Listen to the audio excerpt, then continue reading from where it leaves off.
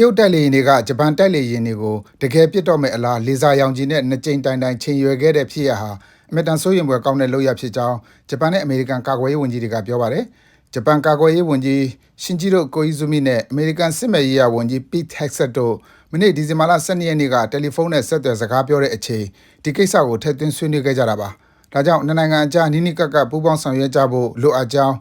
ဝန်ကြီးနှစ်ဦးကသဘောတူခဲ့ကြပါတယ်။ဂျပန်ကာကွယ်ရေးဝန်ကြီးကိုအီဇူမီဟာမကြာခင်အမေရိကန်ကိုသွားပြီးအမေရိကန်စစ်မဲ့ရေးရာဝန်ကြီးနဲ့မျက်နှာချင်းဆိုင်တွေ့ဆုံဆွေးနွေးမယ်လို့ပြောပါတယ်။ဒီဇင်ဘာလ10ရက်နေ့တုန်းကတော့ဂျပန်ပင်လယ်ပြင်အထက်မှာ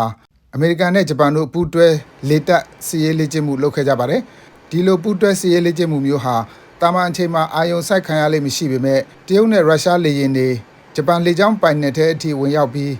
ရန်စတဲ့သဘောမျိုးနဲ့ပူးတွဲကင်းလှည့်ပြန်တမ်းမှုလုပ်ပြီးနောက်တစ်နေ့မှာလုပ်တာဖြစ်တဲ့အတွက်နိုင်ငံတကာကအာရုံစိုက်ကြည့်နေကြကြပါတယ်။ထိုင်ဝမ်အရေးကိစ္စနဲ့ပတ်သက်လို့တရုတ်နဲ့ဂျပန်အကြားတာတမန်ဆက်ဆံရေးအတင်းမာဆုံးအခြေအနေကိုရောက်နေပြီး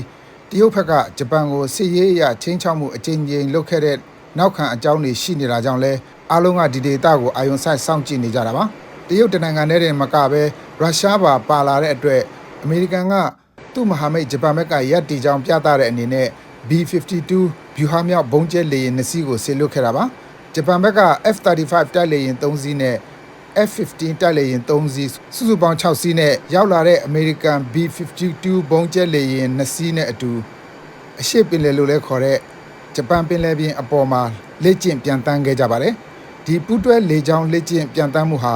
ဂျပန်နဲ့အမေရိကန်အကြားခိုင်မာတဲ့စည်းလုံးမှုကိုပြသတာဖြစ်တဲ့အပြင်လက်ရှိအနေအထားကပြောင်းပစ်ဖို့တနိုင်ငံတဲ့သဘောနဲ့လုပ်မယ်ဆိုရင်ဂျပန်ရောအမေရိကန်ကပါတဲညှင်းခံမှာမဟုတ်ဘူးဆိုတာပြသတာလို့ဂျပန်ပူးတွဲစစ်ဦးစီးချုပ်ကပြောပါတယ်။လက်ရှိမှာအင်ဒိုပစိဖိတ်ဒေသကကောင်းကင်တဲ့ရေပြင်မှာအပြိုင်ဆိုင်အင်အားပြနေကြတဲ့အဆင့်မှာပဲရှိနေသေးပေမဲ့တစ်ဖက်မှာစစ်ငွေတွေပြန်တန်းလာနေပြီလားဆိုတဲ့စိုးရိမ်စိတ်နဲ့စောင့်ကြည့်နေကြသူတွေလည်းရှိနေပါတယ်ခင်ဗျာ။ကျွန်တော်ဇော်ဝင်းလိုက်ပါ